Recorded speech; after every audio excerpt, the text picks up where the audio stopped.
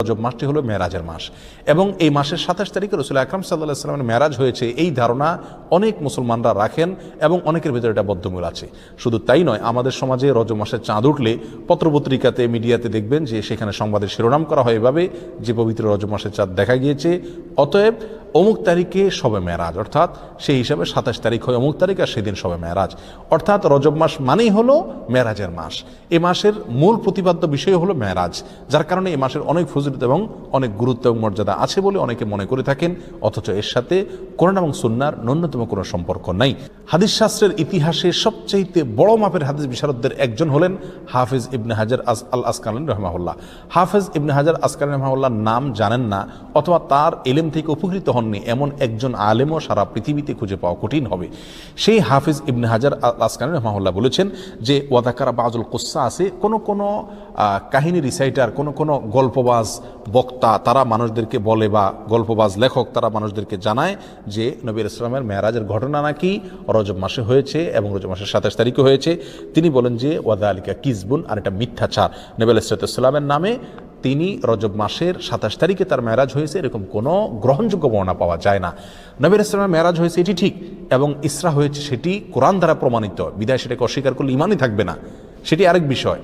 কিন্তু রজব মাসে হয়েছে এবং রজব মাসের 27 তারিখে হয়েছে এর কোনো ভিত্তি, গ্রহণযোগ্য কোনো ভিত্তি কোরআন অথবা সহিহ সুন্নাহর কোথাও পাওয়া যায় না। নবী সাল্লাল্লাহু মেরাজটা ঠিক কোন মাসে হয়েছে, কোন দিনে হয়েছে, কোন সময় হয়েছে, এই প্রসঙ্গে ইমাম ইবনে তাইমিয়া রাহিমাহুল্লাহ বলেছেন যে বিশুদ্ধ কোনো বর্ণনা দ্বারায় কোনো মাসের কথা নিশ্চিতভাবে জানা যায় না, কোনো দিনের কথা জানা যায় না, কোনো সময়ের কথা, তারিখের কথা জানা যায় না যে অমুক তারিখে অমুক দিনে অমুক মাসে নবী সাল্লাল্লাহু মেরাজ হয়েছে এটি নিশ্চিত, কিন্তু তার তারিখটা সংরক্ষিত নয় এবং এ বিষয়ে যতগুলো বর্ণনা পাওয়া যায় তার কোনোটি গ্রহণযোগ্য নয়। বিধায় এই মাসকে মেরাজের মাস এবং এই মাসের 27 তারিখে শবে মেরাজ এর রাত মনে করে সে রাতে বিশেষ কোনো আমল করা, এই রাতকে বিশেষ কোনো পদ্ধতিতে উদযাপন করা, এটি হলো রজব মাসের সবচেয়ে বড় বিদআত, যার সঙ্গে ইসলামী শরিয়ার কোনো সম্পর্ক নাই।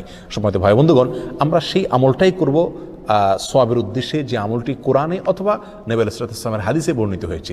এর বাইরে কোনো কিছু যদি আমরা করি সেটার নাম বিদআত হবে। বিধায় রজব মাসকে কেন্দ্র করে এই মেরাজ উদযাপন করা, শবে মেরাজ উদযাপন করা, এগুলো সবগুলো বিদআত হবে, এগুলো সবগুলো পরিত্যাজ্য হবে। আল্লাহ তাআলা আমাদেরকে বোঝার তৌফিক দান করুন। সম্মানিত ভাইয়েরা, যদি আমরা ধরেও নেই যে রজব মাসেই এবং রজব মাসের 27 তারিখে নবী সাল্লাল্লাহু মেরাজ হয়েছে, তারপরও একটা কথা থেকে যায়, আর তা হলো নবী সাল্লাল্লাহু মেরাজ হয়েছে মক্কায় এবং মক্কার শুরুর দিকে। তিনি এই মেরাজের ঘটনার পরে মক্কায় দীর্ঘদিন ছিলেন, মদিনায় দীর্ঘদিন ছিলেন, তার মৃত্যুর পরে তার সাহাবা ইকরাম দীর্ঘদিন ছিলেন।